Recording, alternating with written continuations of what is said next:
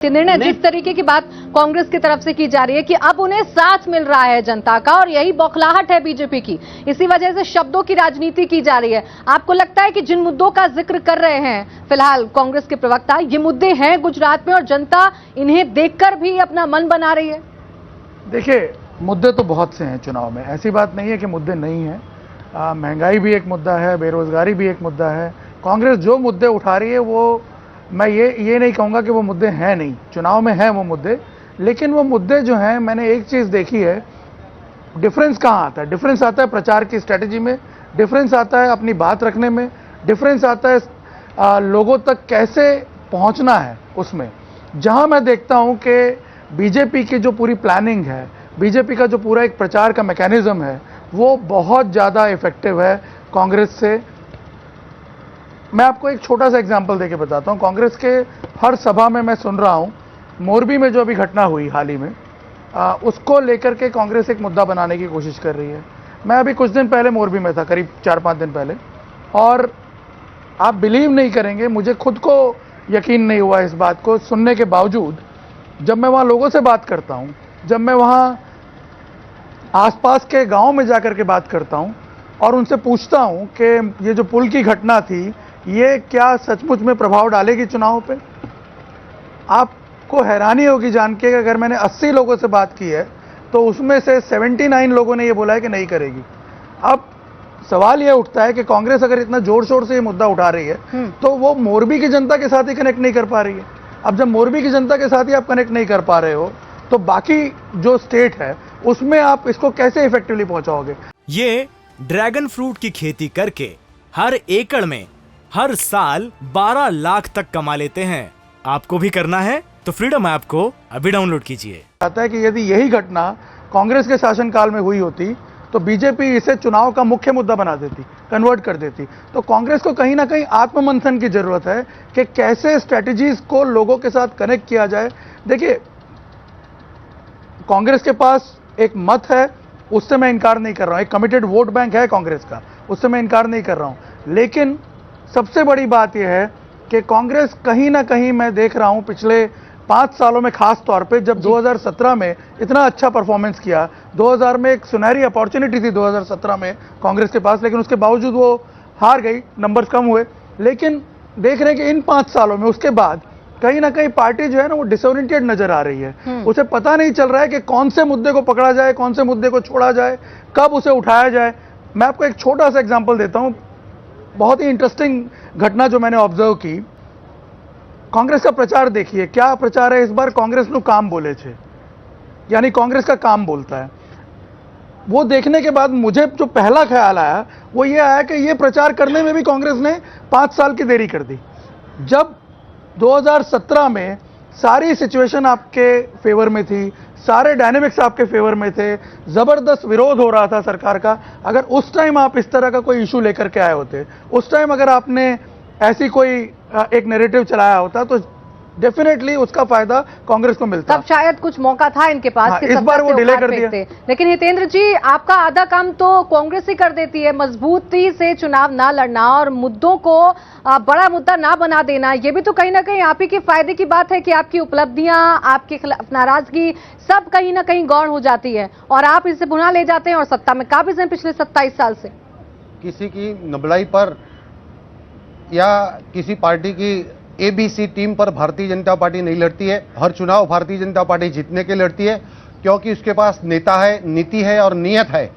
और इसलिए आप देख रहे हैं 2014 के बाद कहीं कांग्रेस दिखाई नहीं दे रही है।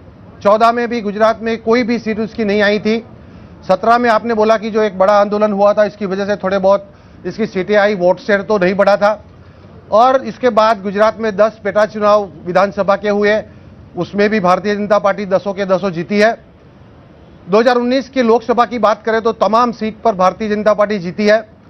उसके बाद जो स्थानिक इकाई के चुनाव आए 2020 में, तो पूरे के पूरे महानगर पालिका, पूरी के पूरी जिला पंचायतें और ज़्यादा से ज़्यादा नगर पालिका, महानगर पालिका में, तालुका पंचायत में भारतीय जनता पार्टी ने 92% की जीत ली है।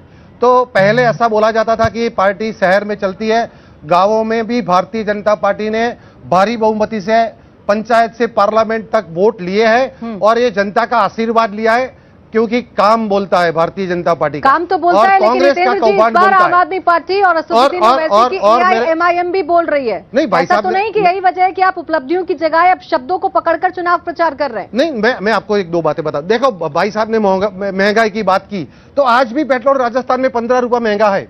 उसने बेरोजगारी की बात की, तो आज राजस्थान का बेरोजगारी का जो रेट है वो 30% है, आज गुजरात का 1.2 है। आज गुजरात पूरे देश में सबसे डबल डिजिट में एग्रीकल्चर ग्रोथ में सबसे ज्यादा आगे है तो गुजरात है। आज भी गुजरात एक ऐसा प्रांत है जहां 24 कलाक बिजली मिल रही है। आज भी गुजरात एक ऐसा प्रांत है जहां किसानों को ऋण बिना इंटरेस्ट पे मिल रहा है।